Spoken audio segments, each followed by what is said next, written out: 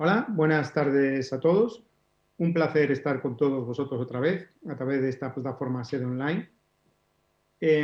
Hoy vamos a seguir con nuestras conferencias. Espero que hayáis pasado un buen fin de semana. Y hoy es el turno de Jorge Villaumbrosia. Como bien dice Jorge, es un apellido difícil, pero es Villaumbrosia. Bien, Jorge es licenciado en Ontología por la Universidad Alfonso X el Sabio, máster en ortodoncia por el San Pablo CEU de Madrid, es profesor del máster de San Pablo CEU y profesor invitado también de la Universidad de Mississippi. Es autor de numerosas publicaciones y además tiene práctica privada en Madrid. Y nos va a hablar de los tips para manejar los alineadores. Creo que va a ser cómo optimizar el uso de los alineadores. Creo que va a ser una conferencia muy interesante. Cuando Jorge termine, como siempre, haremos un turno de preguntas que, como siempre, Ignacio y Eduardo estarán encantados de organizarlas y hacérselas al ponente. Ya sabéis todo, siempre os lo explicamos, que si queréis que hacer cualquier pregunta cuando terminemos, vais a la parte de abajo de SED Online, donde están debajo de los speakers, y veis pregunta al ponente. Mandáis la pregunta y ya la organizan Ignacio y Eduardo. Deciros que esta semana seguiremos teniendo una conferencia el lunes, una el miércoles y una el viernes. Y el miércoles tendremos la suerte de tener a Marta Cuadra, que también nos hablará de alineadores y de cómo controlar el incisivo lateral con alineadores. Bueno, sin más, os dejo con Jorge. Jorge, cuando quieras. Hola, ¿qué tal? Buenas tardes. En primer lugar, me gustaría agradecer a la SEDO y en particular al doctor Juan Carlos Pérez Varela por su invitación para estar hoy aquí con todos vosotros desde casa. Para mí es un enorme placer y también me gustaría agradecer a la organización de la SEDO esta fantástica iniciativa en estos tiempos de confinamiento para apostar por la formación. La verdad es que se agradece muchísimo, sobre todo viendo el nivel de ponentes que ha habido hasta el momento que me han precedido. Es una fantástica iniciativa. Voy a presentarme brevemente. Los que no me conozcáis, yo soy Jorge González de Villaumbrosia, un ortodoncista de Madrid, no excesivamente conocido, que poco a poco voy cogiendo un poco de experiencia. Yo comencé mis estudios de especialización en ortodoncia en el año 2009, acabé en el 2012 y tengo una personalidad muy clínica, muy práctica. Pertenezco a la escuela de la Mississippi y el CEU, una escuela dirigida por el doctor Juan Carlos Rivero, al que quiero aprovechar la ocasión para mandar un cariñoso saludo y agradecer una vez más por su vocación y su educación siempre en total libertad. Él ha sido realmente quien a mí me inició en aquellos tiempos en el mundo de la ortodoncia invisible, en el mundo de los alineadores, aunque realmente a él no le gusta mucho este tema de esta palabra de alineadores. Pues bien, yo soy la tercera persona que habla ya en estas sesiones sobre alineadores.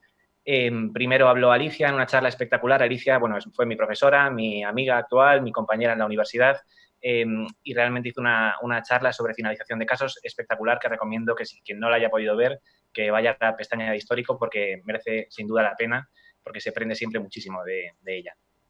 Y después el último día, el doctor Daniel Aragón, el jueves hizo una charla súper completa sobre tips en todo tipo de manejo de maloclusiones, que también recomiendo encarecidamente. De tal forma que prácticamente se ha hablado de casi todo. Yo ahora voy a hablar otra vez de alineadores, de sistemas invisibles, y voy a intentar pues, hablar de lo poco que no se ha podido hablar, un punto de vista muy personal. Yo cuando he preguntado a mi círculo de amistades, en los alumnos, en pues, mis conocidos en el mundo de la ortodoncia, y he preguntado sobre qué querían que yo hablara, me han dicho, pues Jorge, haz una charla lo más práctica posible, ponnos casos y explícanos un poco tu punto de vista sobre cómo está ahora mismo el mundo de la ortodoncia invisible, cómo estás tratando tú los pacientes, qué expectativas ves, si puedes ofrecer la misma garantía en el tratamiento con brackets, con alineadores. Entonces, al fin y al cabo, voy a tratar de aportar un punto de vista muy personal en una charla muy práctica, con muchos casos clínicos. No cabe duda que la tendencia actual en ortodoncia está siendo el aumento del uso de estas técnicas. Los pacientes lo requieren y hay un gran reclamo social frente a los brackets, ¿no? Desde mi punto de vista, pues no creo que tengamos que convertirnos ahora por ello en ortodoncistas exclusivos solamente tratando con alineadores, sino que hay que mantener y no olvidar todas las técnicas tradicionales, ¿no? No debemos perder el foco y tenemos que personalizar e individualizar cada tratamiento al máximo. y valorar todas las condiciones clínicas que los pacientes presentan, ¿no? Estética, higiene, colaboración, predisposición, compromiso, expectativas, y en función de eso, pues ser nosotros como ortodoncistas los que decidir con qué técnica podemos tratar a un paciente de una forma más efectiva, ¿no? Sea como sea, hoy en día, en el siglo XXI, estamos obligados a perfeccionar nuestro manejo y a intentar tratar a los pacientes de la mejor manera posible. La charla de hoy vamos a intentar hablar de optimización de recursos, hacer una charla pues con pensamiento estratégico, ¿no? Pues el objetivo de esta charla va a ser conseguir tratamientos de éxito en el tiempo más reducido posible y con resultados lo más predecibles posibles, ¿no? Por lo tanto, desde mi punto de vista personal, hoy en día los alineadores han perdido su esencia. Podríamos decir que ya es muy raro el caso que solamente necesita alineadores, y es muy típico este caso que estoy tratando en la actualidad, ver este tipo de situaciones, ¿no? En la que el paciente lleva alineadores de plástico transparentes, pero además de ello lleva elásticos, lleva botones metálicos, botones estéticos, ataches, lleva power arms para conseguir ese cierre de espacios en paralelo sin perder el tipping de los molares y premolares. Al fin y al cabo, estamos tratando los pacientes de ortodoncia, que antiguamente lo hacíamos con brackets, con otro tipo de técnicas, pero la idea es no perder ese punto de vista de biomecánica ortodóncica. Pues bien, voy a tratar de explicaros de forma sencilla cuál es mi protocolo. Desde un punto de vista totalmente humilde, yo voy a intentar explicaros qué es lo que hago en todos los pacientes que trato con alineadores, cómo divido, digamos, ese diagnóstico. Es muy sencillo. Intento dividir el tratamiento en 3 fases. Una primera fase visual muy sencilla, en que, aunque parezca obvio, es súper importante obtener unos buenos registros, comprobar buenos registros tanto de fotográficos como intraorales, de impresiones, escáner intraoral, comprobar un correcto montaje inicial del caso, el montaje virtual que corresponda con la situación clínica en la que vamos a tratar a los pacientes, y, por último, comprobar el resultado final, ¿no? Ya que si no nos gusta el resultado final en el ClinCheck, en la simulación virtual del tratamiento, pues seguramente no consigamos un resultado mejor clínicamente. Entonces, una vez que tenemos la fase 1 completada y tenemos el resultado final ya bien diagnosticado y visto en nuestra planificación, es el momento de pasar a la segunda fase y valorar si hay algún movimiento en este resultado final que necesite hacer algún tipo de sobrecorrección.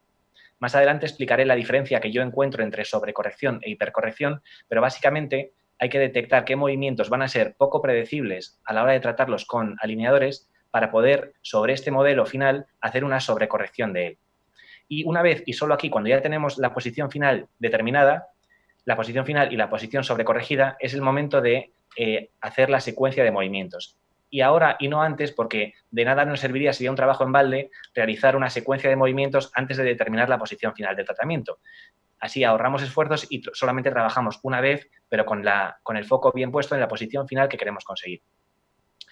Y luego ya por último estaría la fase tercera, en la que yo denomino de toma de decisiones. Una vez que tenemos ya montado el resultado final, el resultado sobrecorregido, y hemos secuenciado bien los movimientos, pues decidimos en qué dientes vamos a colocar ataches, en qué dientes vamos a colocar ataches, cuándo los vamos a colocar, si vamos a hacer stripping, si no lo vamos a hacer, y sobre todo en qué momento del tratamiento lo vamos a realizar. Si vamos a utilizar elásticos, si vamos a utilizar algún tipo de mini tornillo, algún elemento auxiliar, y por último ya pactamos con el paciente la secuencia o el cambio de alineadores. Si lo vamos a hacer cada semana, cada 10 días o cada 15 días. Pero al fin y al cabo lo que vamos a hacer es intentar personalizar lo máximo posible. Estas 3 etapas. Y la primera es obtener buenos registros. No me voy a centrar mucho en esto. Sabemos todos de la importancia que hoy en día en el siglo XXI con la ortodoncia digital, la importancia que tiene tomar buenos registros, buenas fotos y sobre todo unas buenas impresiones de silicona o un buen escáner intraoral. Hoy en día no cabe duda que es muchísimo más preciso realizar diagnósticos con escáner intraoral que con las impresiones de toda la vida.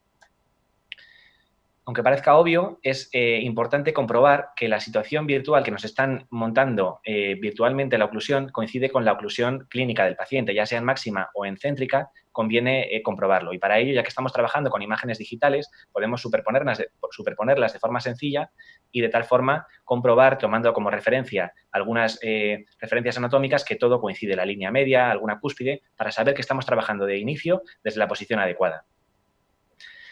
Y por último, en esta primera fase visual, comprobaremos el resultado final del tratamiento, si nos gusta. Porque, como decía antes, si no nos gusta el resultado final aquí, es imposible que consigamos un resultado mejor en la boca, en clínica de los pacientes. Así que una vez que tenemos el resultado final ideal, es el momento de valorar si hay que hacer algún tipo de sobrecorrección en el ClinCheck. Desde mi punto de vista, hay ciertos movimientos que no son muy predecibles con ortodoncia transparente. Pero si tuviera que elegir uno, sin duda elegiría la sobremordida, la corrección de la curva de SPE, la corrección de la sobremordida profunda. Para mí es el tipo de maloclusión que más me está costando solucionar sin ningún tipo de duda. Además, también pues, movimientos verticales particulares como de intrusión o de extrusión de algún diente en concreto, también el torque a nivel anterior, torque positivo de los incisivos superiores y grandes rotaciones, sobre todo rotaciones de dientes redondos o dientes pequeños que no nos permiten conseguir una perfecta adaptación del plástico con el alineador, de tal forma que ahí se pueda perder algún tipo de información.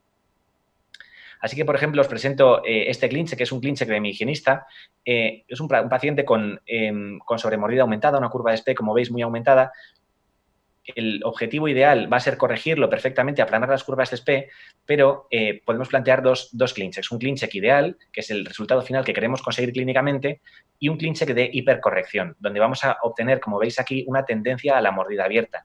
Esta tendencia a la mordida abierta no tiene por qué expresarse en la realidad, sino que si nosotros queremos llegar a la situación final de la izquierda, tenemos que seguramente pedir un ClinCheck o una simulación virtual como en la derecha. Incluso podríamos todavía abrir un poco más la mordida porque hay ciertos movimientos que no son muy predecibles. En este caso hemos pedido hipercorrección, porque esta corrección de más la estamos realizando separada a lo largo de todo el tratamiento.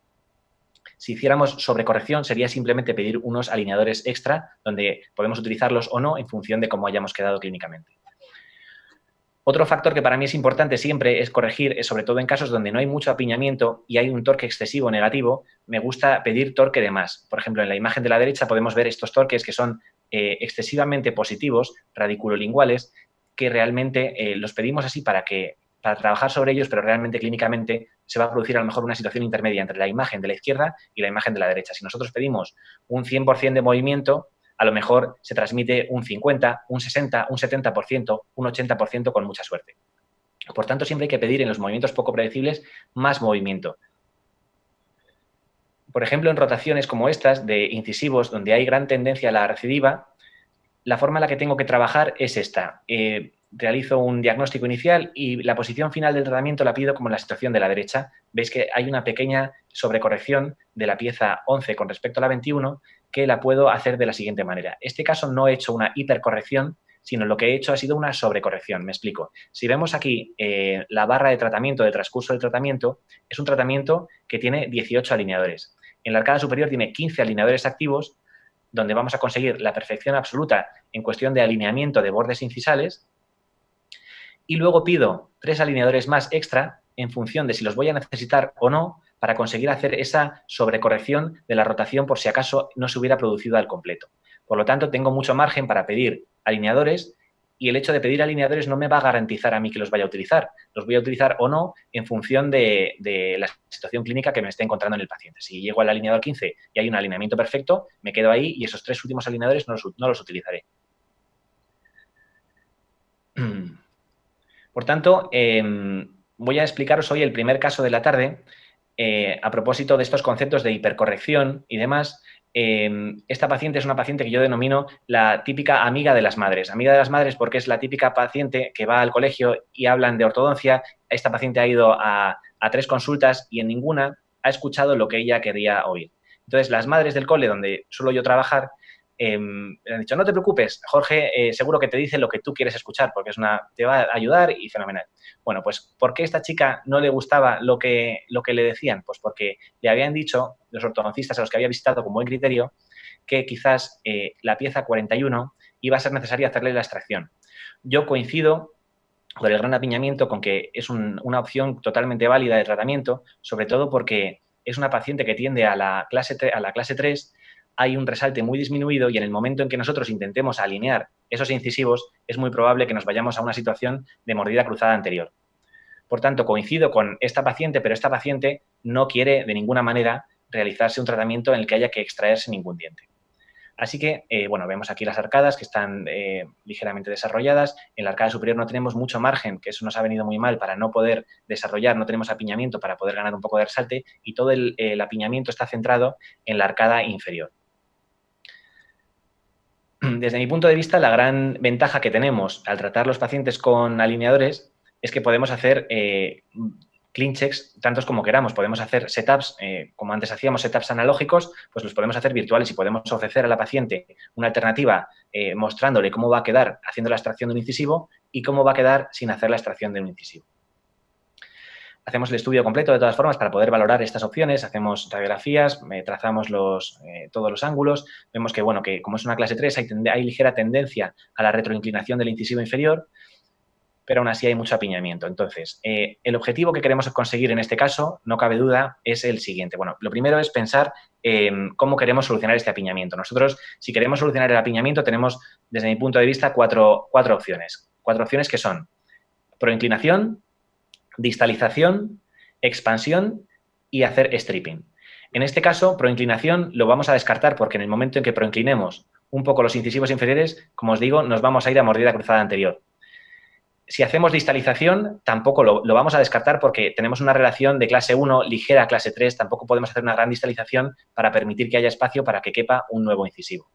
Por tanto, solo nos quedan expansión y stripping. Os comento y os enseño lo que sería el objetivo de tratamiento. En el vídeo vemos pues, cómo se van desarrollando las arcadas, poco a poco se van alineando los incisivos y se produce un pequeño movimiento de vaivén hasta que los incisivos quedan completamente alineados. En este caso es fundamental hacer stripping. Desde mi punto de vista es fundamental porque si no queremos hacer una extracción tenemos que hacer un desgaste controlado de todos los dientes y lo vamos a hacer siguiendo un criterio de ortodoncia mínimamente invasiva. Vamos a hacer el mínimo stripping necesario, ¿no? Es importante no excederse y hacerlo justo en el momento más adecuado. Este concepto de timing es muy, muy importante. Vamos a ver ahora exactamente el momento en el que yo planifiqué realizar este stripping. Vamos a ver cuando los números se empiezan a poner en amarillo, que es el momento. Empiezo a hacer el stripping cuando se pone en amarillo en los sectores posteriores y progresivamente vamos dando espacio para que los dientes se vayan alineando y ocupando su espacio natural y cuando hay buen acceso es cuando realizamos el stripping entre los incisivos inferiores y permitimos esa pequeña retrusión. Os lo voy a enseñar desde vista frontal, cómo se van expandiendo transversalmente las arcadas. Poco a poco aparecen estos pequeños triángulos negros, que es ahí donde vamos a poder acceder perfectamente para hacer el stripping de forma predecible. Lo hago en este momento, aunque suponga un mínimo movimiento de vaivén, para poder tener acceso correcto y no generar ninguna faceta de desgaste en oblicuo que permita que al final estemos haciendo un stripping demasiado agresivo. Así que fijaros, la situación es increíble. Sin haber hecho ningún tipo de refinamiento, la situación final es sorprendentemente buena. Yo cuando me ocurren estas cosas sospecho porque no tienen muy buena pinta. Si ha ido todo tan bien es que algo malo está pasando. Y efectivamente mis sospechas se empiezan a agudizar y algo malo va a ocurrir, está clarísimo. Ojo. Y es que se ha abierto la mordida. Se ha abierto la mordida muchísimo. De tal forma que la paciente no muerde con absolutamente nada. No muerde en el sector posterior y solamente muerde ocluye con los dientes anteriores. ¿Por qué ha ocurrido esto? Pues bien, o por falta de planificación por mi parte, no habré hecho el stripping suficiente o a lo mejor he planificado una poca proinclinación y al final sí que se ha producido un poco más de lo previsto, ¿no? Entonces, sea como sea, tenemos margen para corregirlo y aunque esto haya sido un error de planificación, podemos planificarlo de tal manera que podamos corregirlo. Este fue uno de mis primeros casos tratados con alineadores y aprendí muy bien, gracias a este caso, y os lo quiero transmitir, el concepto de hipercorrección. ¿Hipercorrección de qué? Ya que me he quedado justo a nivel anterior, voy a pedir una sobrecorrección o una hipercorrección del torque anterior y voy a utilizar elásticos de clase 3 para terminar de cerrar esos pequeños espacios del stripping que todavía no se han cerrado y permitir un poco más de resalte positivo. Fijaros en el vídeo cómo la situación final va a resultar con un torque excesivamente positivo de los incisivos superiores, pero que realmente esta situación que vemos aquí en la pantalla clínicamente no se va a transmitir. Hemos hecho una sobrecorrección de más porque al final nos vamos a quedar con un poquito menos. Así que esta es la situación. Utilizamos elásticos simplemente por la noche. No queremos una mecánica de elásticos muy fuerte, simplemente para dormir. Elásticos de clase 3 bilaterales. Colocamos power riches para conseguir un poco de torque positivo, de tal forma que con buena colaboración en un primer refinamiento con 10 alineadores podemos conseguir una oclusión muy estable. Estos son los resultados finales, donde hemos conseguido mantener la clase 1. Y estas cosas me gusta a mí mucho verlas, pues analizar muy bien, ser muy crítico conmigo mismo con qué ha ocurrido con el tratamiento, ¿no? Hemos decidido finalmente hacer caso a la paciente y no realizar ninguna extracción. Hemos conseguido solucionar este caso con más o menos éxito sin haber hecho ninguna extracción a costa de stripping. Yo creo que es una buena decisión la que hemos tomado, porque si hubiéramos hecho stripping, si hubiéramos hecho la extracción del incisivo, quizás por la morfología que tienen estos incisivos hubieran quedado muchos triángulos negros, y si eso lo hubiéramos entendido a compensar, a lo mejor hubiera resultado con un resalte excesivo. Por lo que creo que periodontalmente esta paciente está bastante estable, no se acumula sarro en esos pequeños triángulos negros y parece que puede resultar un tratamiento de éxito. Lateralmente, pues vemos que la paciente mantiene la clase 1, molar y canina, con un resalte positivo, y en el lado izquierdo también tenemos un resalte positivo sin incremento, pues, de la proinclinación de los incisivos. Me gustaría cambiar más adelante, les lo hará, la corona del 26, que está ya un poco desadaptada y de un color que no concuerda con el resto de la boca. La arcada superior realmente hemos conseguido expandir para coordinar un poco las arcadas y producir lo máximo que hemos podido, pero sobre todo ha sido un movimiento de torque radiculolingual.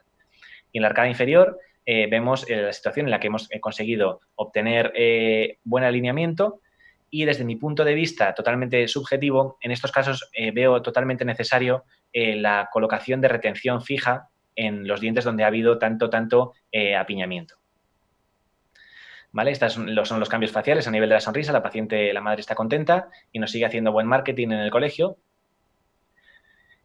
Y bueno, hemos hablado de la posición inicial del tratamiento, hemos hablado de la posición final sobrecorregida, y ahora es el momento de hablar de secuencia de movimientos. Cuando secuenciamos movimientos con alineadores, el único objetivo que estamos intentando conseguir es aumentar la eficacia en nuestros tratamientos, disminuir el fracaso, aumentar el éxito. Y para ello, desde mi punto de vista, hay muchísimas secuencias. No tengo tantísimo tiempo para hablar hoy de todo, pero os voy a hablar de las dos secuencias que para mí son más importantes. La primera secuencia es repartir el anclaje, y la segunda, buscar movimientos complementarios o recíprocos.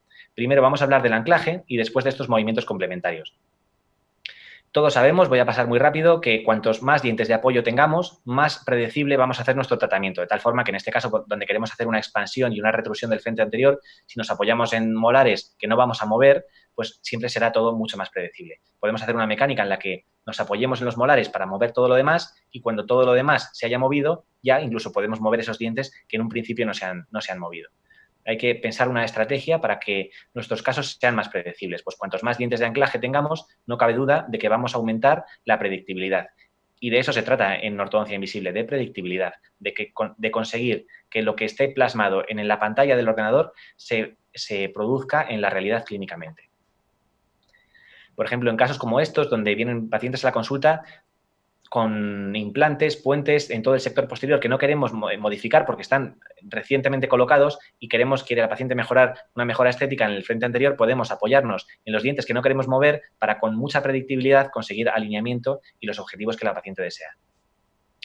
Os voy a enseñar el segundo caso de hoy, un paciente adulto también, caso similar al anterior, pero quizás con mayor desviación de la línea media. Os fijáis cómo es un paciente que tiene desgastes en los incisivos centrales, porque tiene muy poquito resalte y una línea media inferior completamente desviada hacia la izquierda. Y está desviada hacia la izquierda porque cada vez la pieza 32 se está apiñando más. Por el apiñamiento terciario, cada vez poco a poco los dientes se están apretando, digamos, y la pieza 32 se está saliendo. Lo vemos, fíjate, desde la vista lateral derecha vemos como el diente 32 está cada vez poco a poco más saliendo de la cortical externa. Ese es el motivo de consulta de este paciente. No es un paciente que requiera grandes cambios estéticos, pero estoy seguro que si esto lo dejamos actuar con el tiempo, pues poco a poco este diente lo acabará perdiendo. Entonces, bueno, tenemos un grandísimo apiñamiento inferior y el objetivo de este caso es no perder el diente, por lo que hay que intentar mantenerlo. Yo no soy un gran fan, como estáis pudiendo ver, de hacer tratamientos con extracción de incisivos. Alguna vez lo he hecho, pero intento no hacerlo, ¿no? Porque periodontalmente la situación me gusta mejor cómo queda y repartir el stripping de forma adecuada. Por tanto, en este caso, ya que tenemos una buena oclusión de clase 1, mantenemos los dientes que no queremos mover en su sitio y movemos solamente los que queremos, y eso nos va a dar un suficiente apoyo para que los movimientos sean predecibles. Sobre todo en este caso, la clave es no proinclinar más el incisivo lateral, el 32, que en ningún momento del tratamiento hacer ningún movimiento de vaivén. ¿Y cómo lo hacemos? Pues como hemos hecho antes. Os voy a enseñar el CleanCheck, cómo lo he hecho. He planificado también stripping, desgaste interproximal, y lo vamos a ver mejor desde vista oclusal, cómo poco a poco vamos haciendo el stripping desde la parte posterior, Para generar un poco de espacio, vamos haciendo el stripping en la zona anterior cuando hay buena permeabilidad en el punto de contacto y, por último, en el diente problema, ya es cuando lo hacemos para terminar de hacerlo entrar en arcada. Si lo vemos ahora en vista lateral, vamos a ver cómo en ningún momento ese 32 se proinclina ni un milímetro. Desde el minuto 1, gracias al stripping bien planificado, vamos a conseguir generar el espacio para que este diente desde el principio vaya hacia el lingual, hacia dentro de la cortical. Por tanto, los casos con ortodoncia transparente bien planificados funcionan. No hay más misterio que un buen diagnóstico. Y como no, yo, como os digo, intento colocar en estos casos, sé que esto es controvertido, hay doctores, hay ortodoncistas que no están muy a favor de la barrita de retención por el tema del acúmulo de placa, pero a mí me da más seguridad, quizás por mi poca experiencia, duermo más tranquilo colocando barra de retención lingual, además de exis removible por la noche. La arcada superior desarrollada, no había mucho apiñamiento y hemos conseguido un tratamiento en cuestión de un año aproximadamente, donde se ha centrado la línea media, hemos conseguido mantener la clase 1 y se han conseguido unos objetivos estables. Este paciente, un paciente maravilloso, que cogimos mucha confianza, tenía algún desgaste y yo mismo aproveché para hacerle unas restauraciones de composites sencillas, no son realmente muy complicadas, pues cuando son cosas así, pues yo mismo se las puedo hacer porque al fin y al cabo somos ortodoncistas, pero también somos odontólogos, ¿no? Sabemos hacer más cosas que ortodoncia. Así que, bueno, una comparativa del antes y el después. Tenemos aquí la vista frontal con la línea media completamente centrada, la vista lateral manteniendo la clase 1 molar y canina y en el lado izquierdo exactamente igual, pero con la pieza 32 ya metida dentro de la cortical. La arcada superior y la arcada inferior con el apiñamiento corregido. Pues bueno, realmente los casos que os estoy mostrando son casos de no muy alta complejidad. Vamos a subir un poco más el listón y vamos a explicaros ahora un caso muchísimo más complicado. Uno de los casos más complejos que estoy tratando ahora mismo es un paciente también adulto con una clase 3 esquelética. No cabe duda de que este paciente es un paciente quirúrgico, que la opción ideal de tratamiento sería realizar una cirugía ortognática, pero realmente, pues bueno, no es una persona que esté predispuesta a todos los pros y contras que ofrecen este tipo de tratamientos, así que nos pide una alternativa, contando con que sabe que no va a haber ningún cambio esquelético, una alternativa ortodóncica. Pues esto se ha producido en parte porque hay un componente genético, un componente esquelético, pero también ha habido una pérdida de molares en el sector posterior que ha hecho que la mandíbula anterorrote y se produzca una mordida cruzada a nivel anterior y posterior. Tenemos una clase 3 en los dos lados, un resalte invertido, una mordida cruzada anterior y también mordida cruzada posterior. Nosotros, idealmente, si pensamos qué queremos hacer en este paciente, lo que me gustaría a mí, sin duda, sería hacer una distalización del cuarto cuadrante y del tercer cuadrante para conseguir, con un poco de protrusión de los incisivos superiores, conseguir saltar la mordida y pasar de un resalte invertido a un resalte normal, correcto.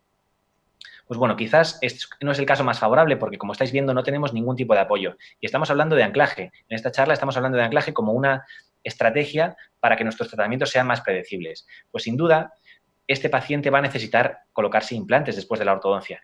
Quizás una forma inteligente de tratar este caso sería pensar en ir colocando ya los implantes para que estos implantes nos hagan de anclaje y sobre ellos poder hacer la retrusión del frente anterior. Voy a tratar de explicarme.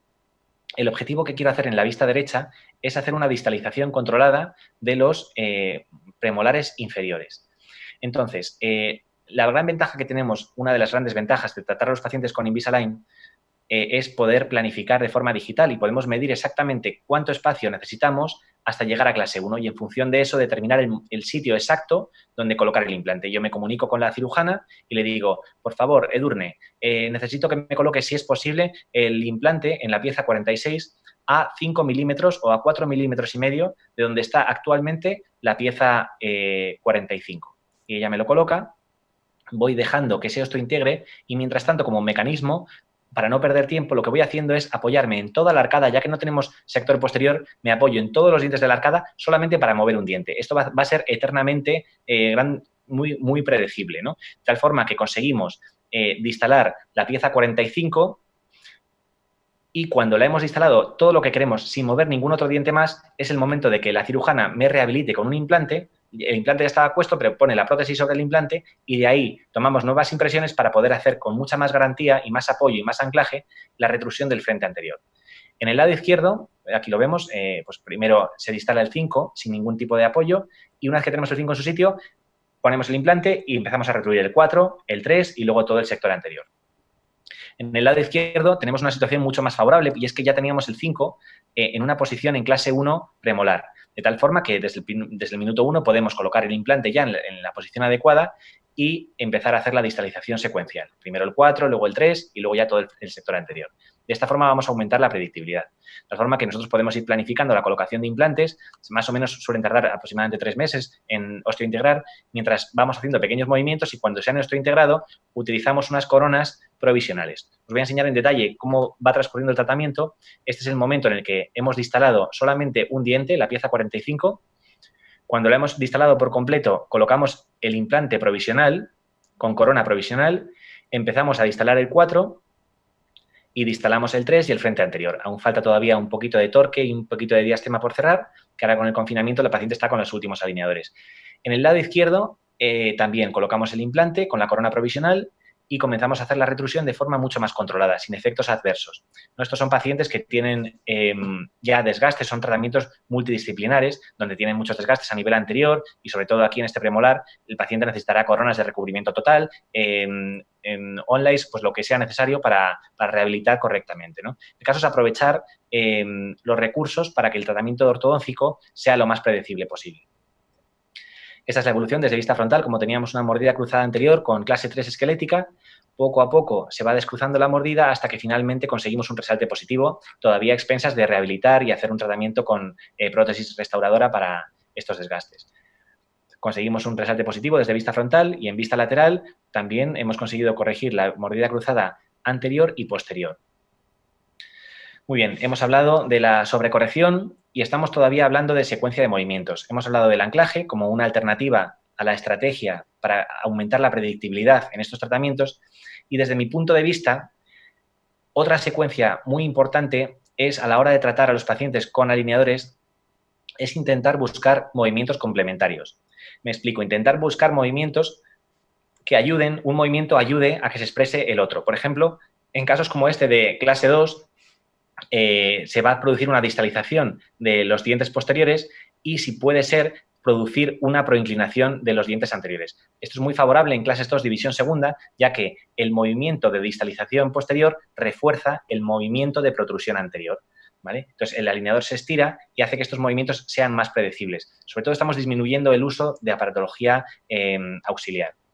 Os enseño el mismo caso para que lo entendáis mejor. Vamos a intentar simultanear el movimiento de la distalización posterior al movimiento de proinclinación anterior. Como son movimientos complementarios con fuerzas recíprocas, estos movimientos se ayudan unos a otros y los podemos pedir de forma simultánea y, por tanto, disminuir el número de alineadores. Así que fijaros en el ClinCheck qué es lo que pedimos. Es un patrón en W en el que realizamos una distalización secuencial posterior con simultáneamente una proinclinación de los incisivos superiores. Y ya manteniendo el torque terminamos de realizar la retrusión. ¿Vale? Esta es la idea de lo que yo entiendo como movimientos complementarios que me ayudan a favorecer la predictibilidad de los tratamientos.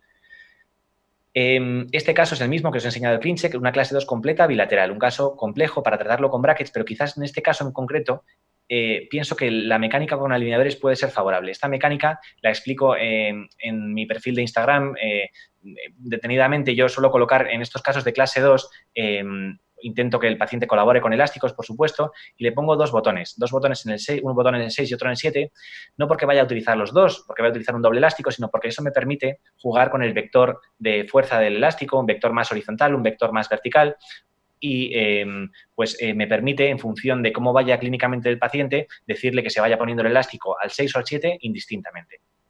¿Vale? Suelo colocar botones, en este caso, como es en el sector anterior, lo hago yo mismo con composite fluido, para no pedir cortes de precisión, para no perder torque. Me interesa, en este caso, ganar torque positivo en el sector anterior. Los elásticos que suelo utilizar, por si alguna vez si luego en la ronda de preguntas me preguntan, son elásticos siempre fuertes, de 6 onzas, entre 5 y 16 avos, 4 un cuarto. Entonces, en este caso, con biomecánica, realmente no es necesario el uso de minitornillos. Hoy en día estamos sobreexpuestos a que prácticamente parece como que si no pones un minitornillo, tu tratamiento no está a la orden del día, ¿no?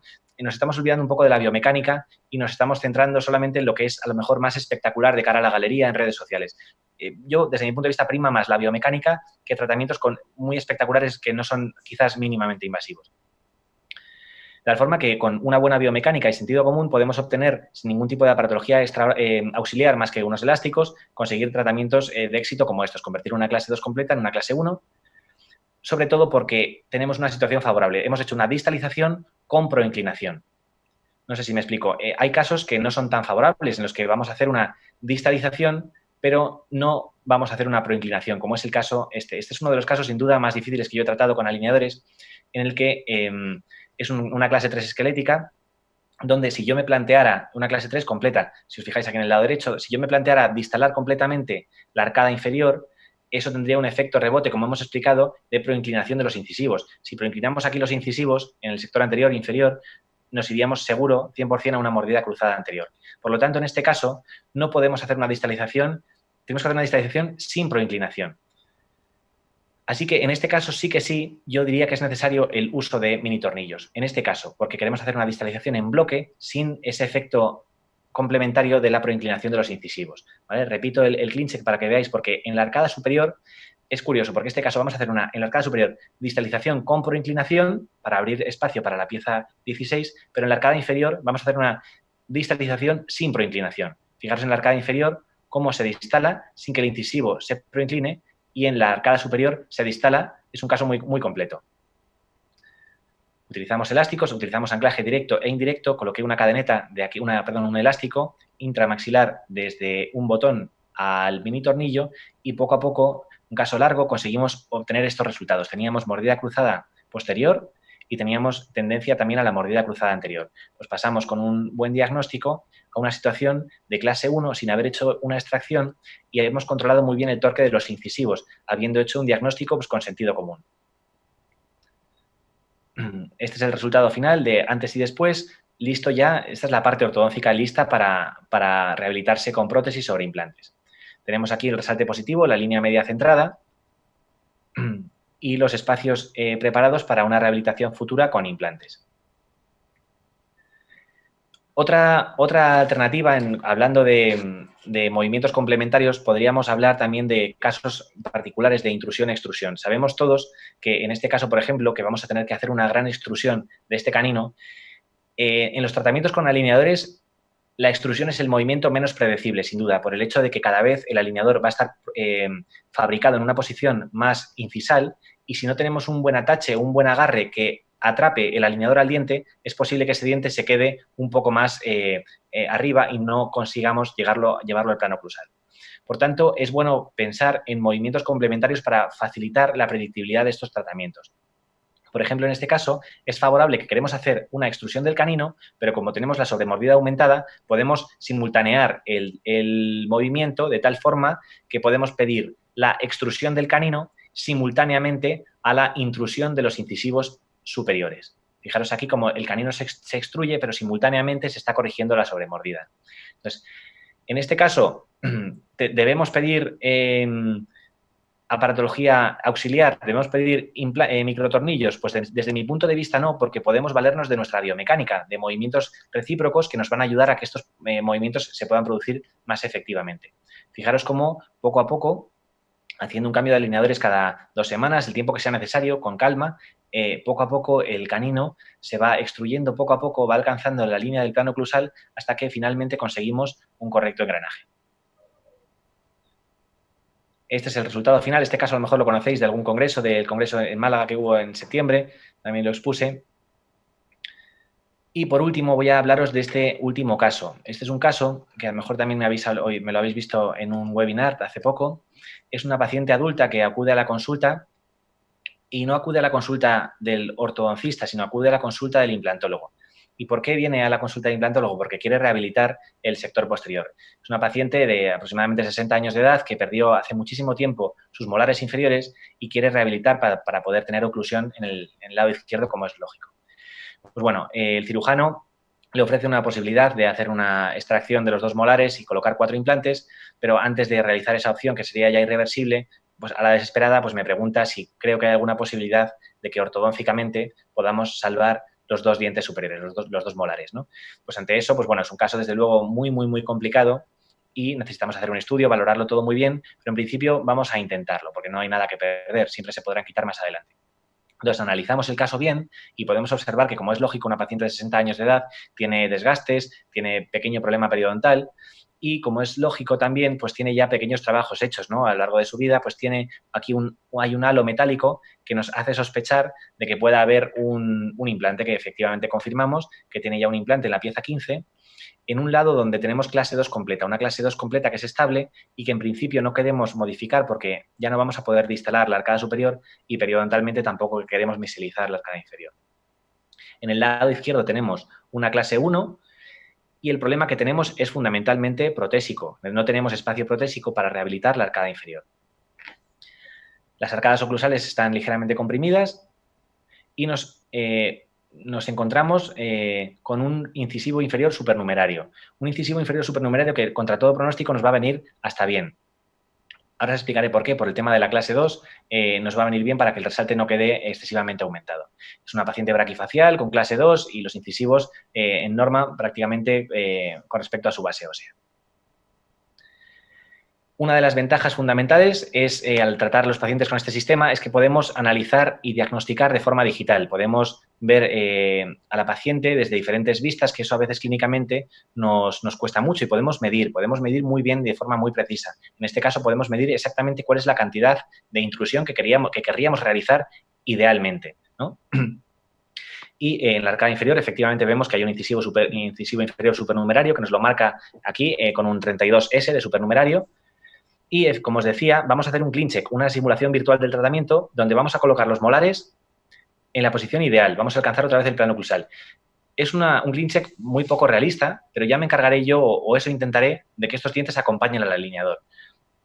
Ya el sistema nos avisa de que es un movimiento poco predecible y lo podemos cuantificar y podemos ver que es una intrusión muy, muy grande de 4,5 milímetros, prácticamente inalcanzable. Estos sistemas de alineadores todos conocemos que realmente, como tal, no son capaces de forma predecible hacer una intrusión posterior, ¿no? Como muchísimo se podría hacer medio milímetro, 1 milímetro, pero nunca más allá de 1 milímetro. Arturo Vela y Rocío López García hicieron un estudio sobre levantes de mordida, pero en este caso no viene a relación porque no tenemos arcada antagonista. Entonces, realmente ni colocando levantes de mordida, ni los propios alineadores nos van a conseguir hacer ningún tipo de intrusión sobre estos molares. Y es aquí cuando ahora sí que sí, necesitamos 100% el uso de mini tornillos en el caso de que queramos hacer la intrusión de estos molares, porque no tenemos biomecánicamente otra alternativa. Entonces, pido recortes para botón en la cara vestibular de los molares para producir esa intrusión. Y lo hago de esta manera, os lo cuento exactamente cómo lo hice. Yo mismo coloco los mini tornillos, los coloco arriba, muy altos, muy apicalmente en la línea mucogingival, y desde ellos el mismo día voy traccionando, y os recomiendo que lo hagáis muy suavemente, no hay ningún tipo de prisa por correr, que la cadeneta vaya muy suave, porque en los movimientos intrusivos puede existir un gran riesgo de producir algún tipo de reabsorción radicular. Entonces, vamos a hacer una intrusión controlada con fuerzas muy ligeras. De tal forma que, bueno, se va produciendo con éxito la intrusión, vamos anclándonos en el mini tornillo con una cadeneta desde el tornillo a los 2 molares, y fijaros lo que me está ocurriendo. Hemos ido incluso un poco más rápido de lo normal. Si os fijáis aquí, no sé si lo llegáis a ver bien, el alineador en el sector posterior está completamente desadaptado. Esto quiere decir que el molar va más adelantado de lo que yo estoy haciendo. Esto puede ser positivo, pero realmente, si os enseño esta foto, podríamos decir que hemos conseguido concluir con éxito el tratamiento y tenemos espacio protésico para rehabilitar la arcada inferior. Pero realmente, si soy honesto con vosotros, os contaré que tuve un gran problema. Y es que el segundo molar se me vestibulizó debido a que no lo hice bien. ¿Por qué no lo hice bien? Porque pretendía hacer una intrusión en masa, en bloque, pero solamente coloqué un mini tornillo y lo coloqué por fuera, lo coloqué por vestibular. Y esto me ha ocasionado un momento de fuerza que ha hecho que el molar se me vuelque hacia vestibular. Por tanto, es necesario, cuando queramos hacer un movimiento en masa, anclarnos por vestibular y por palatino para conseguir un movimiento mucho más predecible. De tal forma que nos hemos equivocado, pero podemos rectificar, y colocamos el mini tornillo en una posición muy segura, como puede ser aquí entre el 5 y el 6 en palatino, y también de la misma manera colocamos una cadeneta suave para seguir haciendo un movimiento intrusivo, pero con un componente de compresión o de lingualización, de torque. Así que ya una vez que lo conseguimos, rehabilitamos con implantes. y es súper importante rehabilitar ahora y no más adelante, porque si os fijáis aquí, hemos conseguido hacer incluso una sobrecorrección de la intrusión. Ya tenemos el implante colocado con sus prótesis. En el momento en que cortamos la cadeneta, fijaros cómo este movimiento tiende a recidivar. Os lo repito, aquí está con la intrusión sobrecorregida y en el momento en que cortamos, en cuestión de una semana, se ha producido esta recidiva. Es un movimiento, por tanto, que vamos a contar con que va a recidivar, pero si tenemos un contacto antagonista, desde luego podemos garantizar que no va a recidivar más. Por lo tanto, es muy importante rehabilitar antes de terminar por completo el tratamiento de ortodoncia. Esta es la arcada inferior con los 5 incisivos, con su barrita de retención lingual. Y en la arcada, en la vista derecha os explico lo que dije. He mantenido la clase 2 molar y canina porque es una situación muy estable y teníamos un gran impedimento que era la presencia del implante en la pieza 15. No podía haber hecho ninguna distalización del primer cuadrante y tampoco hubiera sido recomendable mesializar un diente entero, la arcada inferior, porque periodontalmente no me lo hubiera permitido. Habría sido quitar un incisivo inferior y mesializar todo. Al final nos complicamos la vida y ya que tenemos un incisivo extra, lo podemos utilizar haciendo stripping para que no se proincline demasiado el incisivo y disminuir los triángulos negros. En el lado izquierdo hemos conseguido mantener estable la clase 1 que ya partía la paciente, pero hemos conseguido hacer ese movimiento intrusivo en bloque para poder rehabilitar y la paciente hemos conseguido ahorrarle 2 implantes. Hemos colocado solamente 2 implantes inferiores y hemos producido un movimiento ortodóntico en la arcada superior. Este es el resumen del tratamiento. Vemos el antes de la ortodoncia, el durante la ortodoncia y después de la rehabilitación y después de la ortodoncia. Este es un tratamiento multidisciplinar donde, como os decía, el hecho de haber mantenido el incisivo inferior supernumerario me ha permitido hacer un poco más de stripping para poder disimular estos triángulos negros. Y así, en una clase 2 completa del lado derecho, parece que no tenemos un resalte muy aumentado. Quizás, en este caso, la suerte ha jugado de mi lado. Esta es la arcada superior, bien desarrollada. Y la arcada inferior, también desarrollada antes de la rehabilitación y después de la rehabilitación, con implantes. Estos son los cambios faciales de la paciente, que realmente no ha habido mucho cambio, simplemente era un cambio a nivel de calidad de vida para poder rehabilitar un sector de la boca donde que estaba edéntulo.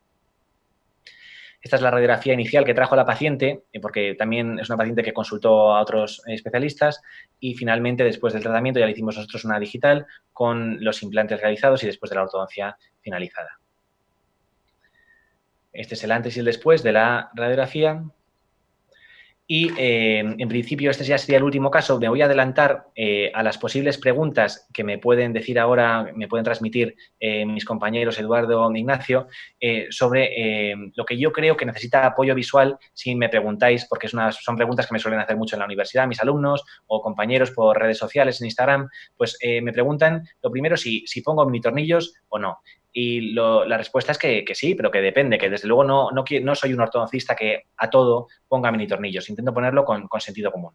Y en el caso de ponerlos, ¿de qué tamaño? Pues el tamaño importa, pero quizás importa más el diseño del implante, del minitornillo, porque yo coloco minitornillos diferentes por vestibular que por palatino.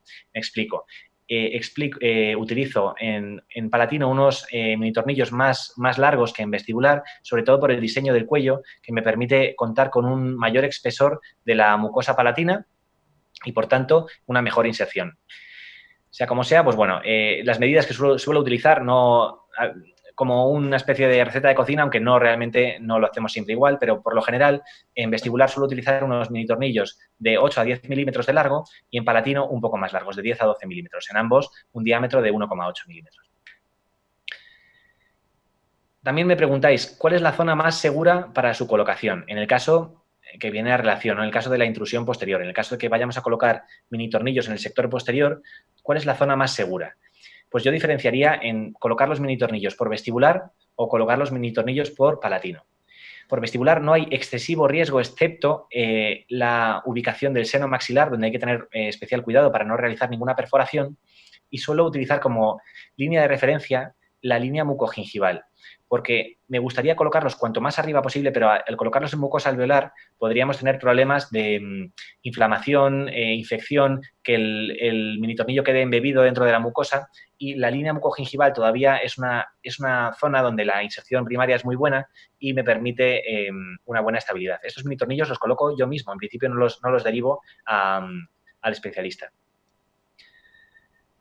Y si hablamos de la zona palatina, quizás aquí hay un poco más de riesgo, sobre todo por la ubicación de la arteria palatina, ¿vale? Todos sabemos por nociones de anatomía que la arteria palatina suele emerger aproximadamente a nivel de los segundos molares o, según la literatura, entre los segundos y terceros molares. Sea como sea, tenemos un pequeño margen entre el límite amelocementario de los dientes y la arteria palatina que depende muchísimo de la anatomía del paladar del paciente, ¿no? En un paciente con un paladar muy profundo tenemos mucho margen, mucha distancia entre los dientes y la arteria palatina. En un paladar intermedio se reduce esa distancia y en un paladar plano, pues la distancia es muy pequeña. Por tanto, la localización más segura, quizás desde mi punto de vista, para colocar estos mini tornillos es entre 5 y 6, aunque biomecánicamente nos viene mucho mejor colocarlos entre 6 y 7. Todo dependerá de la profundidad del paladar y la anatomía de cada paciente.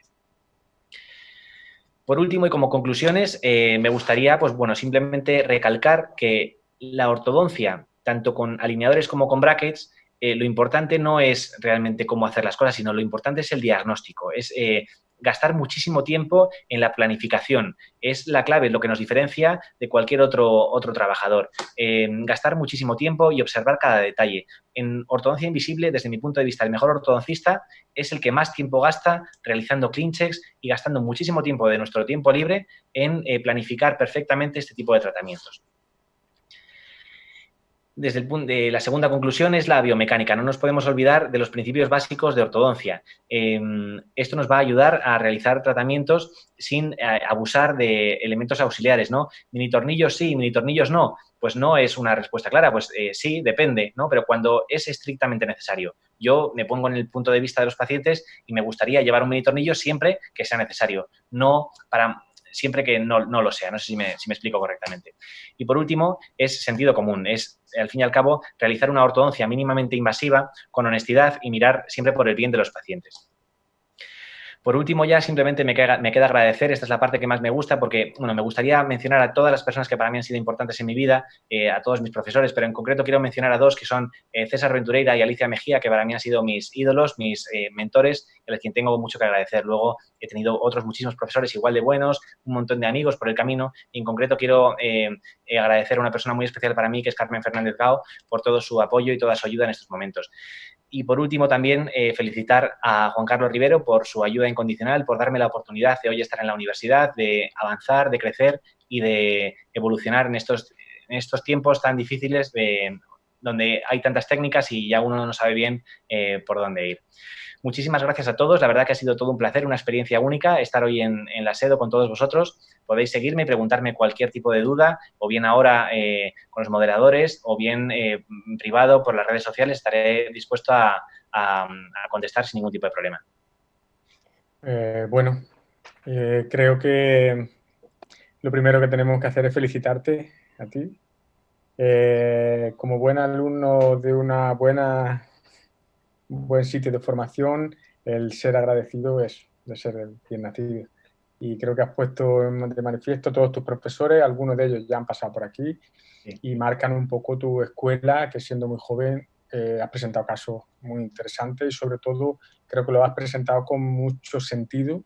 Creo que esa es tu parte final de conclusión, con sentido común, en la que utilizas el sistema para hacértelo fácil y evitar de alguna forma excederte en elementos auxiliares. Bueno, yo quería, porque hay un montón de preguntas, quería empezar alguna pregunta que creo que es un poco caballo de batalla y que creo que es importante, y es, has comentado, y de hecho una parte importante del manejo de los alineadores es el uso del desgaste interproximal.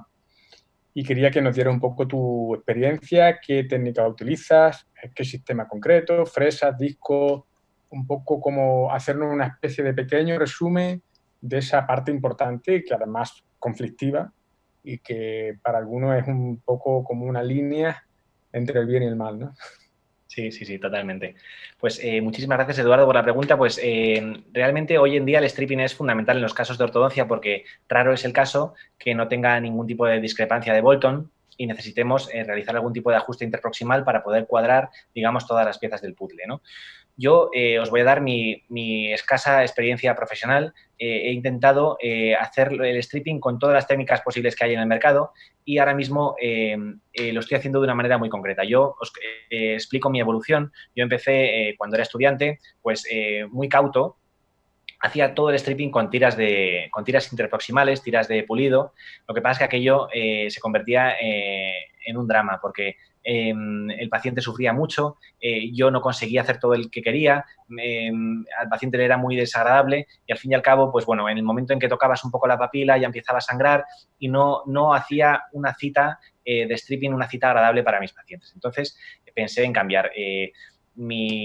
Otra profesora mía me enseñó muchísimo a hacer stripping perfecto, que es Laura Ospina, me enseñó muchísimo en el CEU a hacer stripping con disco de panal de abeja, con instrumental rotatorio, con contraángulo, y empecé a hacerlo de esa manera y tuve resultados muy buenos. Lo que pasa es que quizás por mi mal manejo yo no tenía suficiente control como para evitar en algunos casos hacer alguna pequeña muesca o no acceder perfectamente con respecto al eje del diente, ¿no? Entonces, es una alternativa fantástica. El disco es peligroso porque corta mucho, pero yo me encontraba más seguro haciéndolo como lo hago ahora, que lo hago con turbina, con una fresa de tallado, una fresa de pulido, una fresa de lanza, de aro amarillo, aro rojo, de pulido, lo menos piramidal posible, ¿no? Lo más recta posible, lo más fina y recta posible, para poder tener buen acceso y tener acceso. Yo empiezo a hacer el stripping siempre desde lingual, no desde vestibular.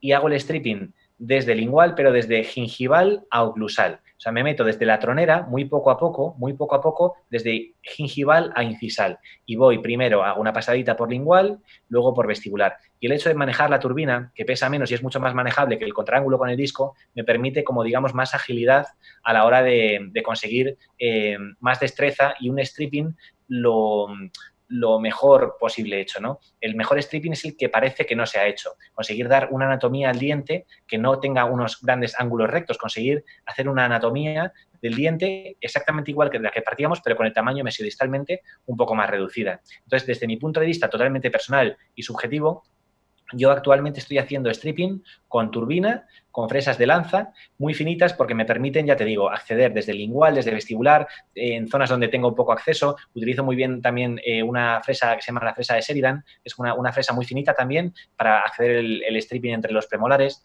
y al fin y al cabo es como lo estoy haciendo. De todas formas, todo también depende de la cantidad de stripping, ¿no? Si, por ejemplo, necesito hacer un stripping de 0,2 milímetros entre un diente y otro, ahí sí que a lo mejor simplemente, por ser más fino, utilizo una tira de pulido manual, ¿no? Pero a partir de 0,3 milímetros, 0,4 y sobre todo para 0,5, pues utilizo fresa porque lo voy a conseguir de una forma más fácil y más llevadera para el paciente.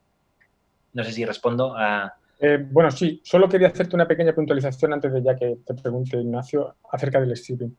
¿Tienes algún protocolo, digamos, progresivo en el cual tú marcas unos límites anteriores, posteriores, es decir, de menor a mayor, por la diferencia que suele haber muy marcada de los incisivos centrales, laterales, caninos? Es decir, marcas unos máximos, unos mínimos. Bueno, intento, pues como todo en la charla, pues tener sentido común, ¿no? Las troneras y los triángulos negros me ayudan mucho a saber cuándo me estoy pasando o no, pero por lo general intento no hacer nunca un stripping mayor de 0,5 entre diente y diente. Manteniendo las proporciones ideales, sabiendo que en la arcada inferior el incisivo lateral mesiodistalmente es un poco más ancho que el incisivo central, en la arcada superior es al revés, el incisivo central es más ancho que el incisivo lateral. No tengo un protocolo exacto, pero intento no excederme con el stripping. Para mí es fundamental repartir bien el stripping y no hacer mucho stripping en un diente, sino repartirlo de forma equilibrada para que no excedernos y hacernos una ortodoncia pues lo más mínimamente invasiva, ¿no? Intento, desde luego, si es posible, si el apiñamiento está localizado en el sector anterior, intento realizar primero el stripping en zonas de buen acceso, en premolares, en caninos, para que se vaya recolocando, se vaya aprovechando ese espacio de forma natural y cuando ya hay mejor acceso, pues ya empiezo a hacer un poco mejor el stripping entre los incisivos inferiores. Hola, buenas tardes a todos. Hola, Jorge. No Bueno, yo tenía el placer de conocerte hasta hoy y la verdad es que no sé cómo no te conocía. Eres para mí un absoluto descubrimiento. Pero vamos, es que yo quiero ser de mayor, quiero ser como tú, porque he visto uno de los elogios más bonitos que he visto yo a un ponente en muchos años de ortodoncia que llevo ya. La última intervención de una persona que no te pregunta nada y que dice que simplemente quería transmitirte que esta charla para él ha sido como música celestial para sus oídos. Hombre, enhorabuena, enhorabuena. creo que sé quién es, creo que sé quién es. Bueno, no lo sé, pero la verdad es que me ha sorprendido en los poquitos años que lleva desde que terminaste la complejidad de los casos, lo bonito y lo bien acabados que lo has presentado. Muchísimas gracias. Entrando en turno de preguntas. Mira, la primera pregunta es sobre la política de cambio de alineadores. ¿Cuándo recomiendas hacer el cambio de férula? ¿Cada semana? ¿Cada 2 semanas? ¿La individualiza? Es un poco...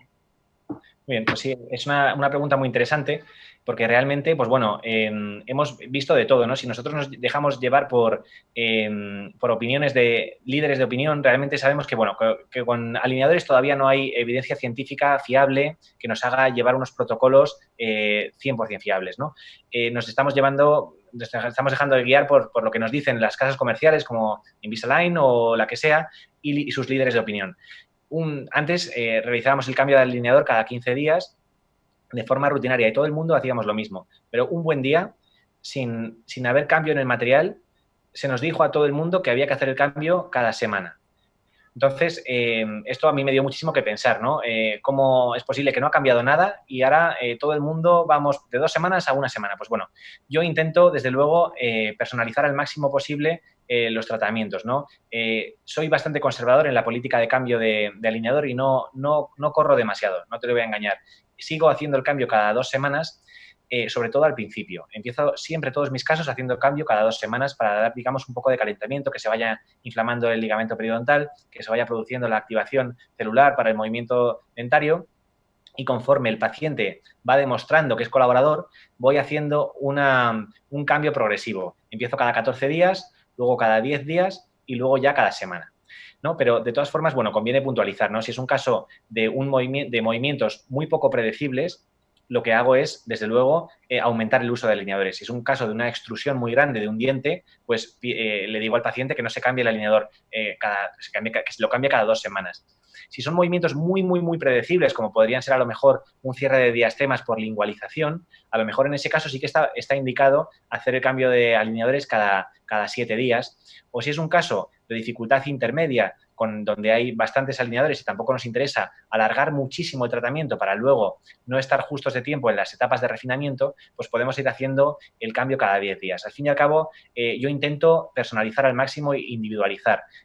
No tengo un protocolo de a todos mis pacientes les hago esto, porque es que tampoco hago a todos mis pacientes lo mismo con brackets ni nada, ¿no? O sea que realmente pues depende del caso y depende de la persona, de la colaboración. Utilizo un cambio cada 14 días, cada 10 o cada 7. Bueno, creo que tu club de fan está dentro del esquema de preguntas, porque aquí hay una pregunta que te dice una frase preciosa que dice: la mejor persona que he conocido en mi vida. Mira. No pregunta nada, siempre eso. Esa es de tu club de fan directo. Está pagado, está pagado. Pero bueno, creo que la frase lo merece la pena. Quería que nos contaras un poco el tema de la colocación de los tornillos. Entiendo por lo que te gusta colocarlos a ti. ¿Por qué, si es así, tomas esa decisión? ¿O qué bueno tiene hacerlo tú o enviarlo? O, bueno, cuéntanos un poco, acláranos un poquito más ese tema de la colocación de microtornillos. Claro, pues efectivamente, los minitornillos, siempre que sea posible, intento colocarlos yo. Al principio de mi práctica los derivaba a todos porque he sido siempre una persona muy, muy conservadora y no me fiaba de mí mismo, igual que al principio cuando hacía stripping lo hacía peor que lo hago ahora y lo haré seguro mejor más adelante de lo que lo estoy haciendo ahora. Entonces, tuve muchos problemas cuando delegaba la colocación de los mini tornillos porque a la hora de comunicarse con otro profesional, por error mío o por lo que sea, no consigo transmitir exactamente el lugar y la precisión donde lo quiero colocar, ¿no? Y para mí es súper importante, ya que vamos a colocar un apoyo extra, que haya un vector de fuerzas lo más favorable posible para mi mecánica. Y como el que sabe la mecánica que va a hacer soy yo, me quedo mucho más a gusto colocando los mini tornillos yo, siempre y cuando sea posible, ¿no? Por ejemplo, los casos en donde hemos visto que hay buen acceso, el paciente tiene una buena apertura, los coloco yo mismo sin ningún tipo de problema. Pero ha dado el caso en los que, por ejemplo, he colocado algún mini tornillo en retromolar superior o inferior, donde quizás ahí se necesitan más conocimientos quirúrgicos, abrir algún colgajo o lo que sea, pues ahí sí que es verdad que sin ningún problema, pues intento comunicarme lo mejor posible para delegar esa acción. Pero siempre que sea posible, yo recomiendo siempre colocarlos uno mismo, porque es cuando más vamos a tener sensación, ese feeling de que lo estamos colocando donde nosotros queremos, porque ahí ya luego no van a valer excusas. Si lo colocas tú, apechugas tú, y si te lo colocan otros, pues bueno, no es lo mismo, ¿no? Entonces, yo a partir de ahora estoy haciendo, o sea, desde hace un par de años o 3, estoy intentando colocarlos todos yo, a no ser que la localización sea complicada. Porque te voy a hacer 2 preguntas. Una que entró incluso antes de que empezara la conferencia, ya estaba hecha, formulada de esta tarde, un poco antes de empezar, y nos dice, desde el punto de vista de la oclusión, ¿qué pros y contras tiene el hecho de utilizar alineadores en comparación con ortodoncia convencional? Y la segunda, más que una pregunta, un comentario.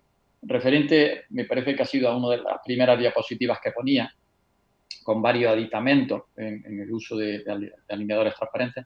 Y el comentario es, con tantos aditamentos, ¿tú crees que esto es ortodoncia invisible? Claro, desde luego no debemos caer desde mi punto de vista, en vender un tratamiento de ortodoncia invisible cuando no lo es, porque realmente es un tratamiento de ortodoncia transparente en el caso de utilizar alineadores, no es invisible, ¿no? Porque es algo físico que se puede tocar y se puede ver, es transparente. Pero, desde luego, cuantos más aditamentos coloquemos, desde luego, como decía, la ortodoncia invisible ha perdido su esencia, ya no es solamente alineadores, ahora es alineadores, pero complementándonos de todo lo que tengamos en el cajón para poder ayudarnos a que los objetivos sean...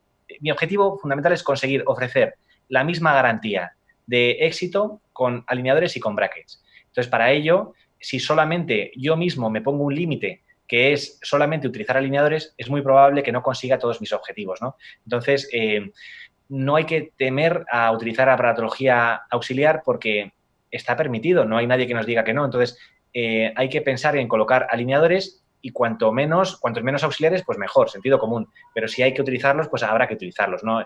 Es que todo depende de la biomecánica que queramos utilizar y de los objetivos que queramos conseguir. Entonces, ortodoncia invisible, si colocamos muchos auxiliares, no es invisible. Pero tampoco lo es solamente colocando alineadores, porque los ataches también se ven. Así que, bueno, y luego, sobre pros y contras de la oclusión, tratando en comparación brackets con alineadores, pues yo encuentro, pues bueno, pues eso, pros y contras, ¿no? Las principales ventajas que yo encuentro a tratar los pacientes con alineadores, fundamentalmente para mí es la higiene. La higiene, el control de la higiene es muchísimo mejor, no cabe duda, porque puedes permitir un cepillado muchísimo mejor, ¿no?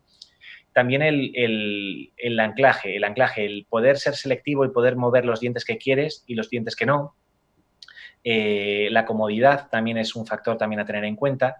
Y en general, pues bueno, es una ortodoncia que es bastante favorable, ¿no? Desde mi punto de vista yo me encuentro cómodo porque todo requiere una curva de aprendizaje y yo he tenido la suerte de, al ser joven, crecer, digamos, a la par con los brackets y a la par con los alineadores. No tengo una curva de aprendizaje mayor con brackets que con alineadores. Tengo la suerte de haber nacido en un momento en el que los alineadores empezaron a despuntar y he sido capaz de poder crecer simultáneamente con las dos ramas de la ortodoncia a la vez. Entonces, todo requiere su aprendizaje, pero creo que es una alternativa realmente importante y no cabe duda porque es la tendencia actual. Los pacientes lo solicitan, es una demanda social y nosotros digamos que tenemos que hacer todo lo posible por no quedarnos atrás. Tenemos que intentar cada vez evolucionar más y la evolución está en no dejarnos solamente utilizar los alineadores, sino también utilizar aparatologías auxiliares.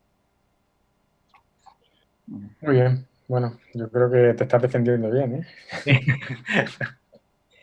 ¿eh? Mira, yo quería hacerte una pregunta. En el caso 2, que era una relación de un paciente de clase 3 que hace una retroinclinación importante de los incisivos inferiores, sí es cierto que los incisivos quedan bastante retroinclinados. Sin embargo, en el tercer paciente que colocas un microtornillo, la posición de los incisivos se retuye, pero mantiene mejor la torsión. ¿Podrías dar como un esquema para que mejorar esa situación o intentar evitar esa retroinclinación tan importante que no solo sea el manejo de microtornillo? Sí, sin duda. El manejo del torque en los incisivos inferiores es complicado. Creo que, no estoy seguro, pero creo que la doctora Marta Cuadra, que es la siguiente en hablar, que es una fantástica profesional, nos va a ayudar muchísimo a hablar de torque en incisivos y lo vamos a entender mucho mejor. Pero fundamentalmente, al margen del uso de mini tornillos, yo creo que la clave en el manejo del torque, ya que es un movimiento muy poco predecible, es solicitar esa sobrecorrección o esa hipercorrección del torque, pidiendo un torque lo más marcadamente posible, aunque ese torque no se vaya a producir del todo. Hacer una gran sobrecorrección. Y a lo mejor en ese caso que me mencionas no era un caso muy actual, sino más antiguo, donde no tenía tan claro los conceptos que tengo ahora de hipercorrección. Entonces, a lo mejor sería bueno pensar en cuando vamos a hacer una gran retroinclinación coronolingual, aprovechar también a los técnicos a pedir un exceso de torque radículo-lingual para compensar eso y que al final los movimientos resultantes sean como un movimiento más en masa, aunque sabemos que no existen los movimientos en masa, pero intentar compensar de la mejor manera sobrecorrigiendo en el CleanCheck, en la planificación virtual, digamos. Jorge, te voy a preguntar, bueno, nos preguntan en este caso, si tu trabajo son con alineadores transparentes está restringido solo a este marca comercial o si tienes experiencia con otras marcas y si crees que existen otros sistemas igual o más predecibles. Efectivamente, bueno, pues yo creo que aquí coincidimos todos que casi todos los ortodoncistas hoy en día, pues con quien más experiencia tenemos es con Invisalign porque realmente han sido los pioneros y quien ha invertido más tiempo y más dinero en investigación y desarrollo. Por tanto, todos tenemos muchísima más experiencia con Invisalign que con cualquier otro sistema. Pero esto no quiere decir que sea el sistema más predecible ni que vaya a producirse un cambio de trono, ¿no? Hoy en día yo sigo trabajando con Invisalign, pero estoy empezando también desde hace un año a trabajar con otros sistemas que también son exactamente igual de predecibles, donde que me ofrecen mucho confort y mucha tranquilidad a la hora de seguir tratando a los pacientes, porque los principios biomecánicos son exactamente los mismos, ¿no? Yo ahora mismo estoy trabajando con otro sistema que se llama Quick Smile, que me ofrece mucha garantía, ¿no? Incluso tiene quizás alguna ventaja con respecto a Invisalign, por llamarlo de alguna manera, este sistema con respecto al otro, ¿no? Pues, por ejemplo, yo creo que la calidad del plástico me está gustando un poco más, esa transparencia, esa durabilidad, esa resistencia al desgaste, pero sobre todo en lo que es la parte más clínica, más de planificación, es un sistema que me permite saber la cantidad de movimiento que estoy produciendo en cada alineador.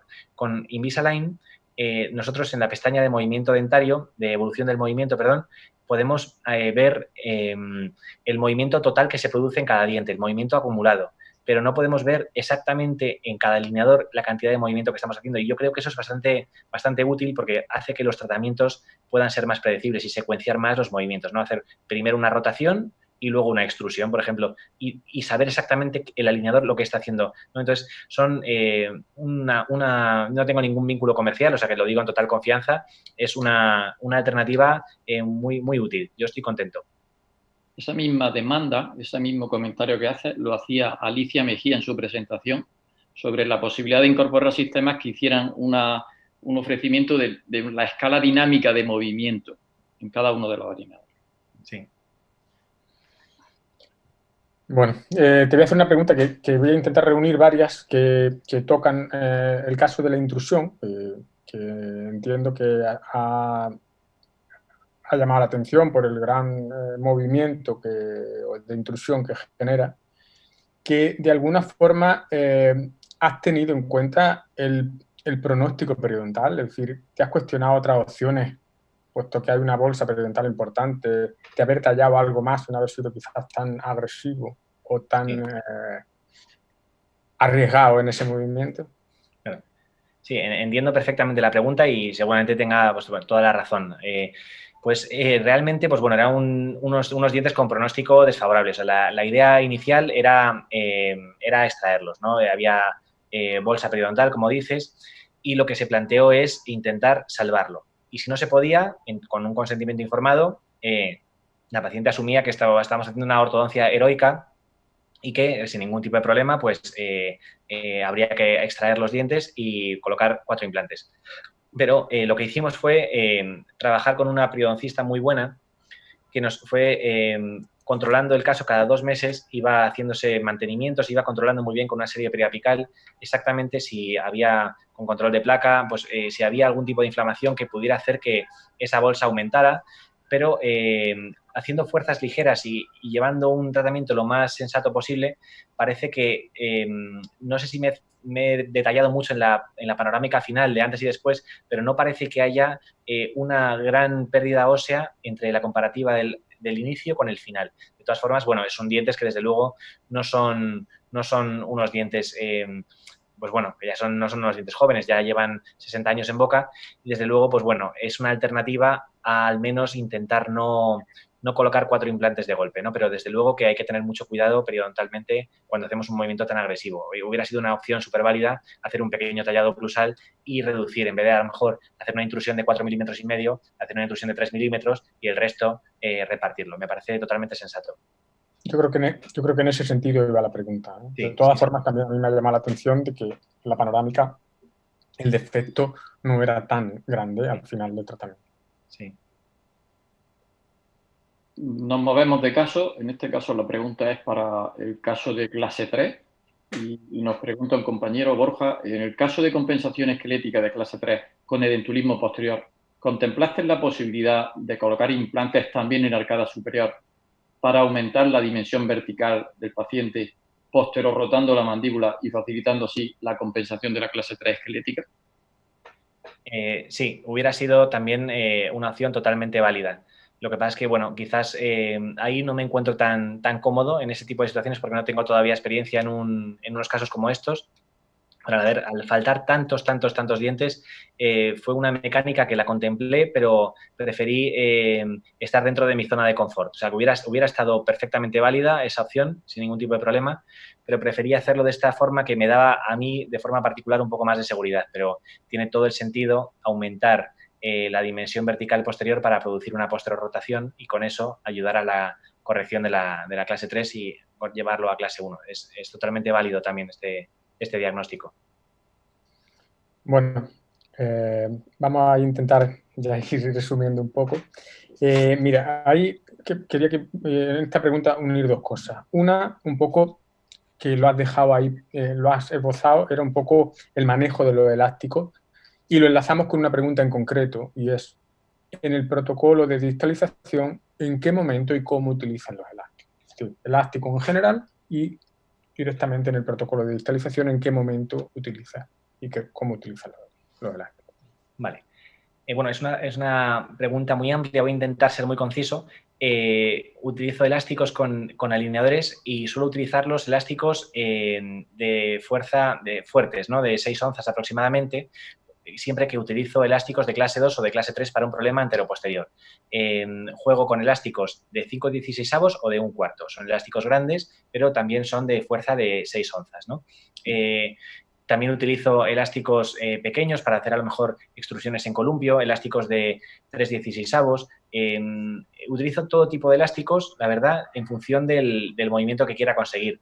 Pero por lo general, con técnicas de ortodoncia invisible, con alineador puesto, intento colocar siempre elásticos fuertes. No sé qué más. Sí, el protocolo para la distalización, ¿cómo los coloco? Pues, por ejemplo, para una clase 2, que es un caso muy típico, yo coloco elásticos de clase 2 como si fueran brackets, ¿vale? Pero con una pequeña excepción. Sabemos que hacemos la distalización secuencial. Empezamos a mover primero el 7, luego el 6, luego el 5, el 4, el 3 y luego el frente anterior. Pues cuando tengo distalizado el 7 y completamente el 6, coloco un elástico desde el 6 superior al 7 inferior para mantener esa posición de distalización y que rápidamente cuando se distalice el 5 no tienda realmente a mesializarse el 6. O sea, utilizo elásticos de clase 2 todo el tratamiento, pero cuando el 6 ha llegado a su posición final, utilizo un elástico que tiene componente vertical, pero también un poco de componente anterior-posterior para frenar y que no se vuelva a mesializar un diente que ya se ha distalado. No sé si me explico. Es como un poco un apoyo extra al elástico de clase 2 habitual, que suele ir de 3 a 6, más o menos, y coloco un elástico que va desde el 6 superior hasta el 7 inferior, como apoyo. Simplemente no pretendo distalar más el 6, sino evitar que por la fuerza del alineador el 6 se mesialice. No sé si me explico. Sí. Parece muy clara la explicación. Sí. Muy bien. Tenemos muchas preguntas y además una situación ya que se nos viene repitiendo en las charlas anteriores. Probablemente modifiquemos la plataforma para permitir al ponente responder luego por correo electrónico a aquellas que se nos quedan en el tintero, porque es que realmente es muy difícil. Te voy a hacer una pregunta breve que llegó al principio sobre el primer caso. Nos preguntan concretamente cómo pudiste solucionar la sonrisa gingival de esa primera paciente. Espera un segundo, porque es que no me estoy acordando de cuál es el primer caso, lo estoy aquí ya mirando. La pregunta llegó vale. Sí, entiendo. Bueno, realmente, era un caso con un poco de sobremordida. Hice planifiqué intrusión de los incisivos superiores y después del tratamiento hicimos una pequeña gingivectomía, por lo que tampoco ha sido una corrección de la sonrisa gingival completa ortodóncicamente, sino que después del tratamiento hicimos como un pequeño recontorneado gingival que ayudó a la corrección de la sonrisa gingival. O sea, era un caso con sobremordida, nos valimos de eso para poder hacer un poco de intrusión superior, pero a la vez, al hacer esa intrusión, aparecieron unos pequeños rodetes gingivales que hicimos una gingivectomía y mejoró bastante la estética final de la sonrisa. O sea, fue un tratamiento combinado multidisciplinar, ortodóncicamente con un poco de intrusión y finalmente un poco de periodoncia, un poco de gingivectomía que nos ayudó a gingivoplastia para mejorar. Bueno, yo te voy a hacer la última pregunta y ahora ya Ignacio termina. Es una pena que no podamos dar, pero esa opción de utilizar el correo electrónico creo que es una opción muy buena y que te va a permitir mucha gente que se ha quedado en el tintero, aparte de todos los que te han mandado flores, que son muchos. Bueno, ¿cuánta fuerza aplicas al microtornillo y cada cuánto tiempo la aplicas? Pues es una muy buena pregunta. Realmente no tengo un dinamómetro en la clínica, no puedo calcular exactamente la fuerza que utilizo, pero intento de forma clínica, a ojo, que las cadenetas no queden excesivamente tensas, ¿no? Prefiero pecar de poca fuerza a pecar de excesiva fuerza, porque al principio sí que es verdad que en un caso de intrusión anterior tuve algún pequeño problema de alguna pequeña reabsorción y desde entonces aprendí, desgraciadamente, que cuando estamos utilizando mini tornillos no debemos exceder las fuerzas, ¿no? Pues un poco pues como cuando utilizamos brackets y utilizamos una cadeneta de 6 a 6, pues que esa cadeneta no quede tampoco, que no cueste colocarla, ¿no? Pues es una sensación, un feeling personal, que tú pues notes que hay un poco de tensión, pero que tampoco sea una cosa excesiva que pueda hacer que también los mini tornillos fracasan porque utilizamos fuerzas excesivas, ¿no? Entonces, yo desde mi punto de vista conservador intento pecar de menos fuerza antes que de más fuerza, ¿no? Pero no podría decirte si hago una fuerza de 50 gramos o de 100 gramos porque es realmente imposible. Tampoco lo puedo medir con brackets. La verdad, cuando utilizo elásticos es complicado. Pero bueno, es un poco algo más subjetivo. Pues muy bien, Jorge. Te voy a hacer una última pregunta que te va a dejar fuera de juego. Bueno. Absolutamente, porque esto de las videoconferencias a veces es un poco, bueno, pues una pequeña intromisión en el hogar. Y veo detrás tuyo una fotografía de Julio Iglesias que no sé si es porque a ti te gusta o porque le gusta a alguien de tu familia. No sé si eres fan de Julio Iglesias. Siempre. Julio no puede morir. Es un fan total. Muy bien, pues nada más, terminamos ya por hoy. Ya digo, hay muchas preguntas, trataremos de solventar esa situación para el futuro. Y recordar únicamente que para la próxima comparecencia, para el próximo webinar, será la doctora Marta Cuadra quien intervenga y va a tratar pues sobre lo que es la bestia negra en general de la ortodoncia y yo creo que todavía aún más para lo que es la ortodoncia con alineadores transparentes, que es una serie de tips sobre el incisivo lateral, cómo manejar concretamente el incisivo lateral para que los resultados del tratamiento pues sean lo más eficientes posible. Y nada más, muchas gracias a todos por la presencia, muchas gracias Jorge por tu presentación y por los casos tan estupendamente manejados que nos has presentado. Muchísimas gracias a todos y muchísimas gracias a la SEDO por la invitación, porque para mí es de verdad un auténtico honor estar hoy aquí con todos vosotros. Un placer. Gracias. Muy bien, buenas tardes. Gracias. Bien, hasta luego.